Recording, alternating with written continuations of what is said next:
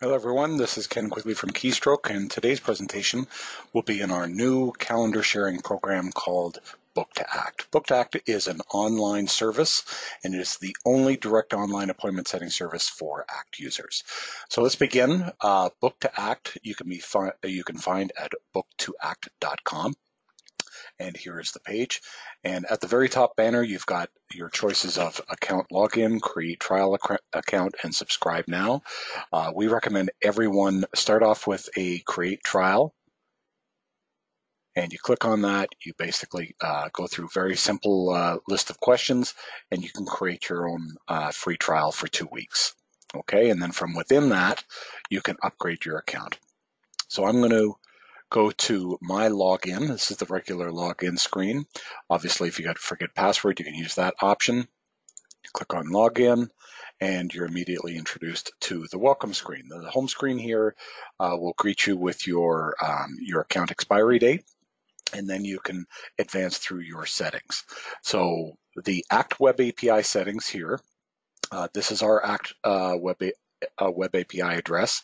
This is our database name. And it's auto-populating my my other credentials, but this would be your ACT username and your ACT password.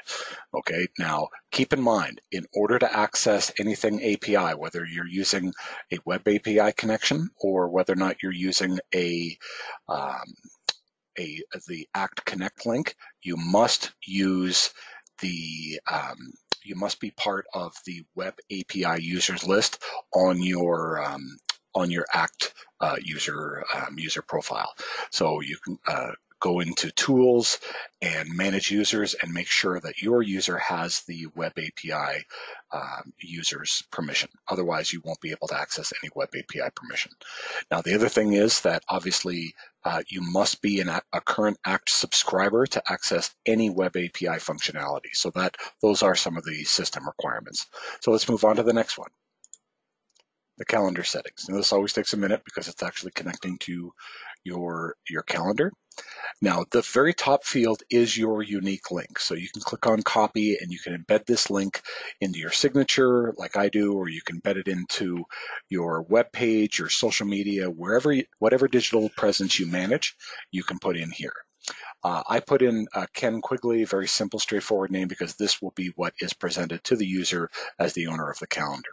Now, the reason we put in the primary email address is because at the end of when one of your customers or contacts books an appointment, they will be offered a Outlook invitation. That Outlook invitation will be coming from this email address. And because it's embedded, then that invitation can then be associated in their Outlook calendar with you. So that's why we put in this setting. The rest of it is fairly self-explanatory. Your calendar settings, start time, end time for each of your days. You indicate your time zone, the activity type. This will be a little bit industry dependent. I prefer to put activity type as a call, so the default activity type that anything scheduled with me will be a call, because I don't want to create the expectation that if someone books an appointment with me, I'm going to go to a particular location, because that's not very practical in my work life. But depending on the nature of your service, that might be different. So I've got call. You can choose it according to your needs. Availability settings. I set my work week from Monday through Friday, but obviously you can customize that if your industry requires it. Allow meetings to be scheduled for the current date. Now, with this, what I do is I remind people that if you are early in the morning of the day, then it's going to be useful that people can book it in the afternoon. But if you get into the late afternoon, someone looks at your calendar, they're going to see spots, like time slots in the morning that have already passed, that will show as available. So that may create some confusion. Most times we recommend that this is deselected just based on what we think is a reasonable response time. Okay, if someone books an appointment with you and it might be in an hour, there might be something that you have unscheduled that you're committed to doing, and that's not enough lead time. So use this feature at your discretion. Now, blacklisted days are exactly that. These are days that, despite what your calendar says to your availability, you want to book off, or list yourself as unavailable. So in this case, I've booked off things like July 1st, which is Canada Day, October 14th, which is the Canadian Thanksgiving. And these are all one-off days, except July 1st is recurring because it's going to be the same national holiday each and every single year. And then the same with this July 25th and December 25th to December 26th. These are going to be recurring days as well as January 1st. However, things like Canadian Thanksgiving, North American Easter, American Thanksgiving. These are days that the numeric date changes each and every single year. Okay, so just keep in mind that there's sometimes where this works, sometimes it doesn't. So that's why we've provided this flexibility. Okay, meeting settings. Meeting duration. We specify, for me, I like to book no more than 45 minutes, and then I set a 15-minute buffer time because I don't want to be booking meetings back to back. Now, just for clarity, when the 15-minute buffer time is set, what that will mean is Book2act will not list you as available within 15 minutes of the conclusion of another scheduled activity. It does not mean that 45 plus 15 means that all your availability will be in 1 hour blocks. So for instance, if I have a 10:30, if I have an appointment that concludes at 10:30, then Book2act will show my next availability to be at 10:45, not at 10:30. So that's how that works. Okay, allowed number of months in the future. What we realized is that people don't have things like their personal vacation commitments and things like that. They may not always know beyond a certain point in the future. So we wanted to make sure that someone didn't book an appointment 6, 8, 10 months in the future where suddenly, you're scheduling your vacation around someone's Book2act appointment. So what we've done is we've set a certain window where beyond which your calendar won't be available. Okay. Now the next settings are fairly straightforward. Activity alarm enabled. That means that when it gets booked to your Act calendar, it's going to have an alarm set with a 5-minute lead time and the location. Okay, the location is specified here because Outlook invitations will pause if they don't have the location field filled in.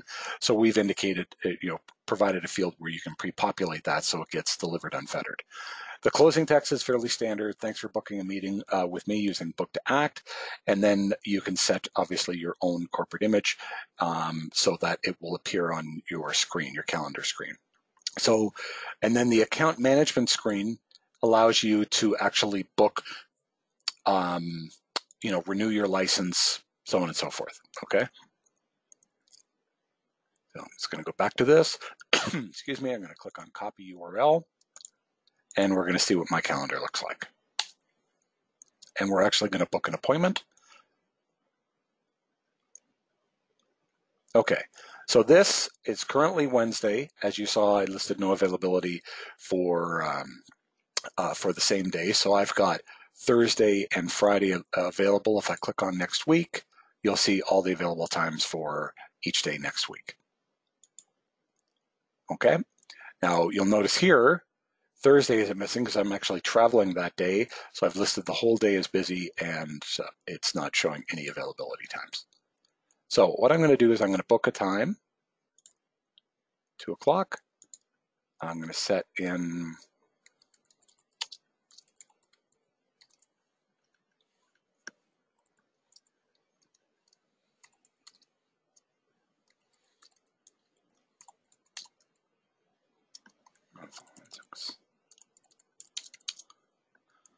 okay, and we'll just put in daily walk.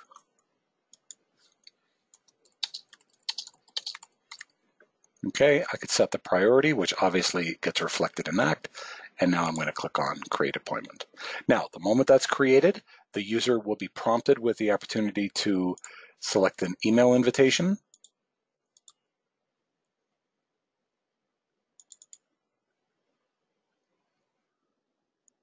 And this will show up here. Now, what you're also seeing here is the Book2act notification, where it is notified me instantly that someone has booked an appointment with me. Okay, and it's showing all the details. So I get notified immediately, and it also goes to my calendar. So let's take a look at what that looks like. pop over to my calendar. So here's Friday. Okay, you can see that there is nothing there, but when I click on refresh, it automatically shows the calendar. Okay, and it's as simple as that. So Book2act, going back to Book2act here, is only, and here's all the features, by the way, all the Book2act features in case I've missed any.